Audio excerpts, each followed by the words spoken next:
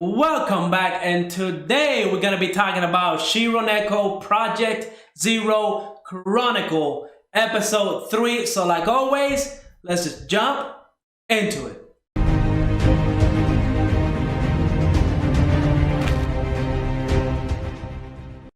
So this episode was split into like two halves where we focus on the Kingdom of Light for the first half and then the Kingdom of Darkness on the second half. But to me, I feel like the first half was kind of dragging a little bit. I don't know. I don't feel attached to the Queen of Light and none of that. We haven't had a lot of time with that character, and the little flashback that we got where she was asking like her, I'm guessing it's her sister or her close friend, but she was asking her and other people what it means to be, the Queen of Light and what's the job. And I'm pretty sure nobody can answer that question. She's going to have to find that answer herself. But that to me was dragging a little bit. I wasn't really too interested in what was going on in the Kingdom of Light.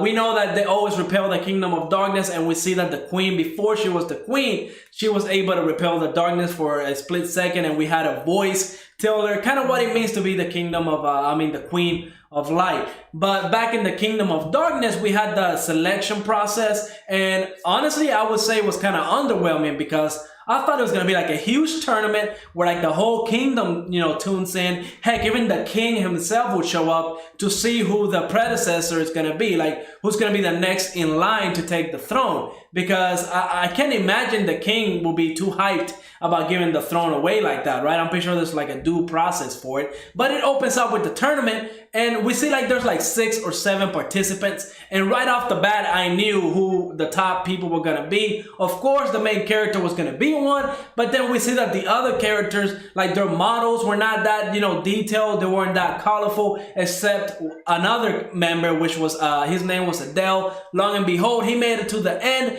and he fought against, our main character, which is kind of weird that in episode 3, we still don't know his name. Obviously, it's being done on purpose, and I am kind of digging it. It gives him that mysterious little background that he has. But we see that when he shares, how he wants to be a king, where he wants to, be a good king and save the world and all that. Adele is kind of like, what? You're not going to get far thinking like that. And then proceeds to get destroyed. You know what I mean? Our main character is definitely on a whole new league compared to all the other Prince of Darkness, okay? And even when he saved one of the participants that was about to, get killed, everybody was like, why did you even save her? We see the mentality that they're all having, right? Where they're all thinking, we're the next king. We don't need to save anybody and all this. So I'm kind of glad that the main character is thinking differently. And even though I wasn't feeling this episode a lot, I am really excited to see the next episode, because we see at the end, Valis gives our main character like a letter that he has to deliver to the Kingdom of Light.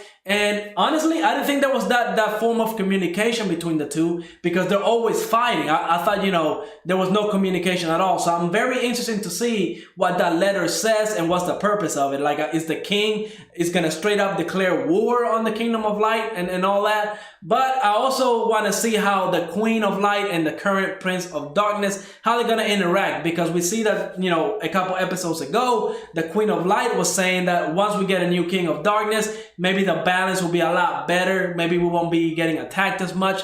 And I'm pretty sure the main character is going to want the same goal. So maybe this whole thing is going to break down to the point where the main character and the Queen of Light are going to talk. They're going to fall in love. Who knows? But it's going to lead to maybe, the Prince of Darkness trying to fast track his way into the throne, because he's probably going to learn that the Queen of Light really just wants peace, and maybe for both kingdoms to, coexist. And the main character with his goals, he's probably going to be like, you know what? It's time to take the king out. I'll become the king. I already got the, the great sword of darkness with me. It's time to take the king out and make these two kingdoms, coexist, and for the better. Because I gotta say, the Kingdom of Darkness is struggling with all those monsters, and the Kingdom of Light is not having the same problem. So I got a feeling it's about to go down after this episode. I've been enjoying the anime so far. It's been an average anime. It's not anything like top tier, next level, or great. I've been enjoying it. Definitely going to keep watching it. And after episode 3, I am more intrigued on this anime than ever. So, like always, go ahead, leave a like, subscribe, and I will see you on the next